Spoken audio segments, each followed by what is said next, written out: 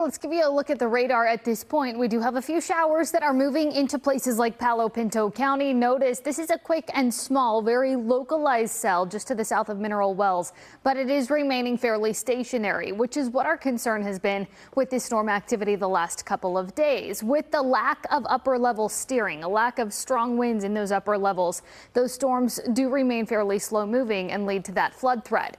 Out to our east, though, off to the east of the 35 corridor, that's where we've got this bigger cluster of showers and thunderstorms. We're still seeing some of those for parts of Kaufman County and off into East Texas. Notice through most of the Metroplex, Dallas and Tarrant counties, we're mainly just looking at a few light showers. Really up into Denton County is where we're seeing the bulk of that at this point.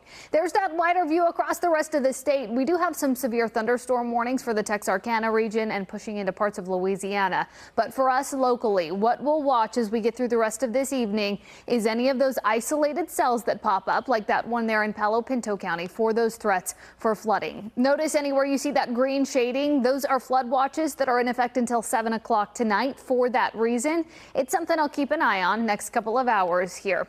Let's take a look at rainfall totals, though, just in the last 24 hours. As we take a look through the Metroplex, yesterday evening, we had a quick flash flood warning for parts of northern Dallas County, where we saw as much as 2 to 4 inches in just a 90-minute period. It was very localized, but it did lead to a few water rescues. You get back into central Texas and parts of that area just to the northwest of Briggs, picking up nearly 8 inches of rainfall. Again, this is all just in the last 24 hours, and it's falling on top of already very saturated soil.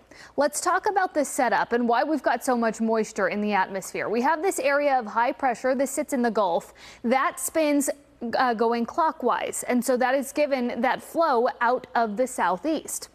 We take a look over for the Four Corners region and really right out over New Mexico, where we have this area of low pressure that has that cyclonic flow and spins counterclockwise. That gives us that flow out of the southwest. So that is giving us moisture from the Gulf, but also from the Pacific. And you'll notice that blue moisture right out over that region where we are seeing the heaviest showers at this point this evening. We've still got some leftover tropical moisture as well from Tropical Storm Barry over a week ago. So that is why we are dealing with these heavy rain rates. Let's take a look at Futurecast as we get through the rest of this evening. Notice we start to see some clearing. We push close to midnight. Then a few more showers start to roll in as we get into tomorrow morning, but it's much lower coverage for our Monday. It's a few spotty showers as we kick off the work week, and then things really do start to clear up as we get into the rest of the week. Current conditions as we take a live look outside. Notice for McKinney, we sit at 88 degrees, Fort Worth at 90, Dallas just at 89. Very atypical for this point in the year. We do start to heat up later this week, though. Low 90s by Tuesday, mid 90s Wednesday, and then the summer-like heat returns as we get into the end of the week.